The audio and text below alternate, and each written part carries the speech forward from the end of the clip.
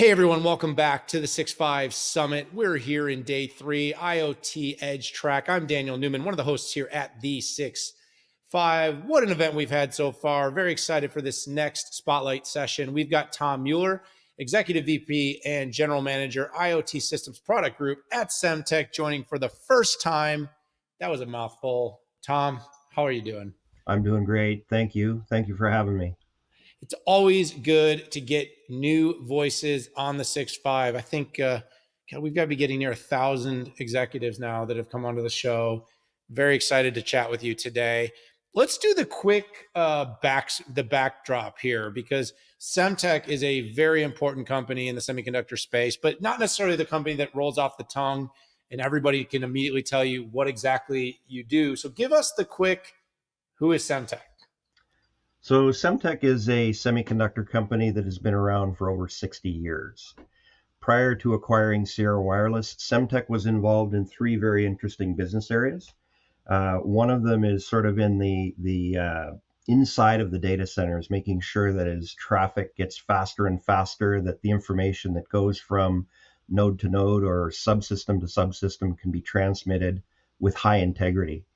Another business that they have is in protective semiconductors. So if you have a smartphone, if you have a set of earbuds, chances are there are multiple protective semiconductors inside of those products. They come from Semtech. And then the third business that Semtech has is related to communications technologies, communications transceivers and chips that are very germane to the IoT space. And they're the inventors of LoRa, the long range technology that is becoming the standard for low power, wide area communications and sensor networks. Yeah, I was going to ask if you knew LoRa, but I knew you knew. So it's kind of like hey, do you know LoRa? Do you know No, LoRa? LORA. LoRa, and something I've written a bit about. And actually, I covered some of your most recent announcements around LoRa, and you've done a really good job in that space. Very important for really making IoT become a reality, as we've been told of its all of its potential. Tom, look, you've got a pretty rich history in IoT. GE, Sierra, and now Semtech. But the market, the definition, how people talk about IoT, how do you, with all this experience, kind of explain IoT to people and its progress? Because we've heard so much for so long about the promise, but where are we at? So, I have, I think, a bit of a unique perspective on the IoT market and the IoT business. I cut my teeth in the industrial automation business many, many years ago, right at the time where discrete automation systems were becoming networked, microprocessor powered, and there was a huge digital transformation that took place in a very short period of time in industrial automation. And really, what industrial automation was about was being able to measure things autonomously, control them, report on them, and bubble up information that was of value to people so that you could run processes safely and get insights to important manufacturing processes.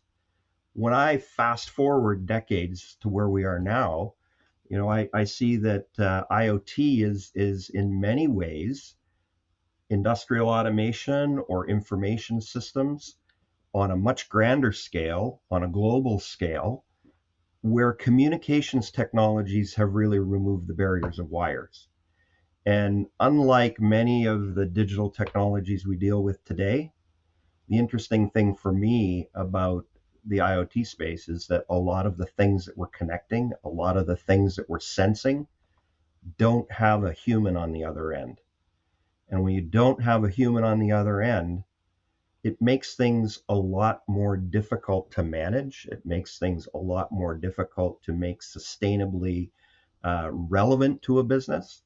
So, I think that there's a lot of barriers to the IoT space that are about to fall because communications are becoming ubiquitous in everything we do. The costs of communication are falling. And I think the key to moving forward in IoT is really about making the communications and the access to information seamless, seemingly boundless, and easy to consume. Yeah, I would agree with all that. I would also say all this communications connectivity, all the ambient connected technologies is also going to have a pretty big impact and see a wave of AI infused growth. And maybe we'll talk about that in a bit. But um, I want to talk about the acquisition of Sierra Wireless by Semtech. The, you know, based on its portfolio, I think some would say that, the two are competing. And, maybe there isn't as much synergy, or maybe it was just buying market share, but their technologies were different. And so, the combination of low power wide area and cellular could offer something unique. I have to envision that that was part of what was seen, but talk a little bit about that and talk about, how perhaps the two technologies that have come together through those acquisitions maybe can speed or drive the market forward. So I think prior to being acquired by Semtech, you can imagine what it was like inside of Sierra Wireless, where Sierra Wireless was a company almost 30 years old, steeped in the cellular industry, and really we called ourselves a cellular first company. Everything we did in IoT was cellular first, and the primary tool we had in our toolbox for communications was cellular, whether that was broadband or LPWA. On the other side of the house, in the Semtech side of the house, the only tool they have in their toolbox is LoRa and FSK sub-gigahertz communications. There's never one tool that solves all problems in the toolbox. If everything if everything's a nail, we just pull for a hammer. Well, we find that the customers that both Semtech in the LoRa space served and the customers that Sierra Wireless served in the IoT space, in many cases, we share customers who have actually pre-selected a technology for a particular use case. And they've made this trade-off decision about, I have to go left or I have to go right. If I'm going to go left, I have to talk to Semtech. If I'm going to go right, I have to talk to Sierra. Now, when we call on these customers, they know that we're bringing multiple tools and we're giving them an objective view of which tool is appropriate for their use case. And in some cases, as these customers' needs evolve, a fusion of those technologies is actually the best lifecycle cost solution for them.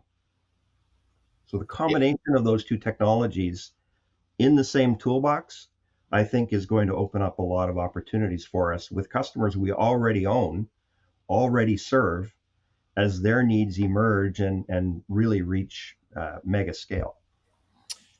Yeah, it's kind of like in mobile, the idea that, there's, mid band and low band and high band. And it's like, well, why would, let's only commit to mid band? It's like, no, I mean, obviously the way like we see the promise of 5G, Tom, is when, well, frankly, you can move between advanced LTE and different bands of 5G. And what I mean is that ability. So kind of having that spectrum, giving those that are building designs, the flexibility to take advantage of all the different network capacity to make sure the connectivity and I think that's kind of the metaphor of it all is, more is better in this case. So, with all that, goodness, right? You have this broader portfolio, where are you seeing innovation? And let me just double back. This event is navigating rough waters. It's about innovating in tough macroeconomic periods. We know consumer is, IoT, there's a lot of excitement, but it's maybe slowed a little bit. At the same time, industrial intelligence is a huge thing. Like, is that why is industrial seeing more? Or are we still seeing a lot of consumer innovation, or what are you seeing? So I think the large scale innovation will be continue to be driven by the consumer space. And you used the analogy of the 5G technologies embedded in a cell phone. To me, that the user of a cell phone doesn't even know whether their call is being served by Wi-Fi, 4G, 5G, millimeter wave. It just happens seamlessly. That's the kind of seamless serving of communications that we see in the IoT space that we're striving to provide with the combination of Semtech and Sierra Wireless. Now, with the combination of Semtech and Sierra Wireless, the industrial and infrastructure space is where we have a very balanced kind of presence. And I think that that's where we will be focusing a lot of the synergy benefits between Semtech and Sierra Wireless. We were geared as a company in Sierra Wireless to serve certain markets. Consumer was not one of them. We were in the industrial mobility, public sector kinds of spaces, and there's a lot of complementary opportunities for us to pair LoRa, sub-gigahertz, and cellular technologies, whether it's in semiconductors, modules, routers, or our managed connectivity business. Yeah, I love how you kind of tied these threads together, Tom. What I will say is this is I feel like IoT has been well, actually 5G is another great example. It's been one of these it's the most exciting and most promising thing, but to some extent I would also say it maybe hasn't reached its full potential. And that, while people have been really excited about connecting everything, you saw the generative AI buzz come on. You've seen, I just remember like I said, in 2018, I wrote a 5G monetization research report. And I know in 23, we're still having debates on what the killer app is. IoT, I think we've accepted, I think we understand how it's being used in manufacturing and how it's being used in consumer, but to some extent, is there a challenge? Are there challenges? I mean, has the market taken off as expected, or is there still kind of another wave of takeoff for all this, all these connected devices where, the full potential of IoT will start to maybe get the full appreciation it deserves? I go back to my dinosaur roots in industrial automation. You know, young kid out of university, one of the first jobs I had was making a control system operate a pulp mill. And the cost of generating information, generating alerts, alarms, effectively fell to zero. So the implication of the acquisition cost of information going to zero was, let's instrument everything, let's connect everything. We very quickly found out that just because the costs are lower doesn't mean there's value in more information. And I see the same thing coming with the IoT industry. There's a tremendous amount of fragmentation. Costs are falling. The complexity will be dropping in terms of the barrier to delivering information. There has to be a real business value. And the cost of delivery is only one part of the equation. Maintaining, continuing to operate, deliver valuable information that is worth knowing about and acting upon is the phase we need to get through. Just because you can do it, just because you can connect it, doesn't mean you should or that people will value it. So we really got to focus on what's the business value, what's the transformative value of the information we're delivering, and is the deployment of the solution sustainable in order to really transform a customer's business. Yeah, I think you make a lot of good points there, and I do think that that's really the litmus of most things. But you do get peak hype, like one of the big themes of this event was, of course, generative AI, Chat GPT, and you know there's a lot of people getting value from it, but the companies that have actually put it into market right now, I'm pretty sure they're just spending money on it. What did I've heard everything from 700,000 to millions of dollars a day just to run this thing. And I still don't know, like for a Google, how exactly they're going to monetize when it actually makes advertising harder to do, for instance. So some of this connected, it's about connecting, then it is about really showing business value. And that's why I've always been really very bullish on industrial IoT. And I actually, I've created a very connected ecosystem at work and in my home. And I can tell you, this stuff should and will change the world. But I do think there's still, a little skepticism. And I think that comes from the things you mentioned, people being able to clearly understand, articulate the value. So, as we sort of wrap up this conversation here, what are you most excited about kind of for what lies ahead as it pertains, Tom, to the IoT space? Well, I think that the thing that probably excites me the most is that you're talking in this conference about navigating troubled waters, and think about where we've been in the last 3 years. We've been through COVID. We've come out the other end. We've had supply chain shortages. We're facing inventory excesses. It's like the world is all tipsy turvy through this last 3.5 years we've been through. One of the things that has come out of this in just very crystal clear form for us is that the need to have access to information that you can act upon, that you can trust, that will help you become more efficient, that's here to stay. Nobody would have thought that we could, 4 years ago, have a meeting like this virtually, let alone run entire companies without having offices. That has underscored the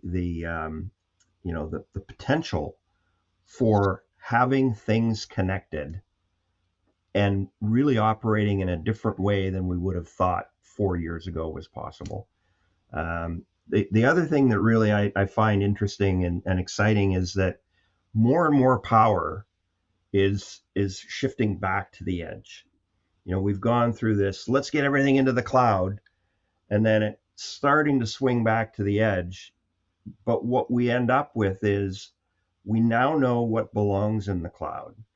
We now know what really should be executing at the edge. And we're starting to hit this sort of equilibrium of what belongs where and how do we coordinate them. So I think we're going to see tremendous amounts of change. One person in my past once said, it's easy to underestimate what you can accomplish, easy to overestimate what you can accomplish in 3 years, and equally easy to underestimate what you can do in one. So we've got to focus 1 year at a time, deliver on our goals and continuing to make things simpler for our customers 1 year at a time. The 3 year plans will fall into place year by year. No, I love that, that anecdote, and I've heard similar versions of it. But I also love the cloud pendulum because it also makes me think of the hybrid cloud thing as well. Whether it's infrastructure, whether it's been the edge story, is that not everything will be done in the public cloud, and nor will everything be done on prem or at the edge. But we're going to find a balance. And interestingly enough, because of low latency and such, a lot more will be done at the edge than people probably thought, because it's not efficient and it's not realistic. And of course, power being a really important thing that we didn't talk much about, but IoT and edge can create a lot of lower power, which is huge for all the sustainability talk that we're doing. And I think that's another conversation, Tom, that we can have at another time. But let's just say this, that we probably overestimated what we could cover in 20 minutes, but I wouldn't underestimate the power of this conversation. And I want to thank you so much for being part of the 6.5 Summit this year, Tom. It's great to have you and Semtech join us for this great event. Thank you very much, Dan. Pleasure to be here. All right, everyone. Thank you so much for tuning into this session. It was great to hear from Tom Mueller and from Semtech. IoT, so much going on in this space. This is day 3. We are here in the IoT and Edge track. We appreciate you tuning in. Stay with us for so many more segments. If you didn't catch them live, catch them on demand. We appreciate all of you. Got to go from this one, but we'll see you soon.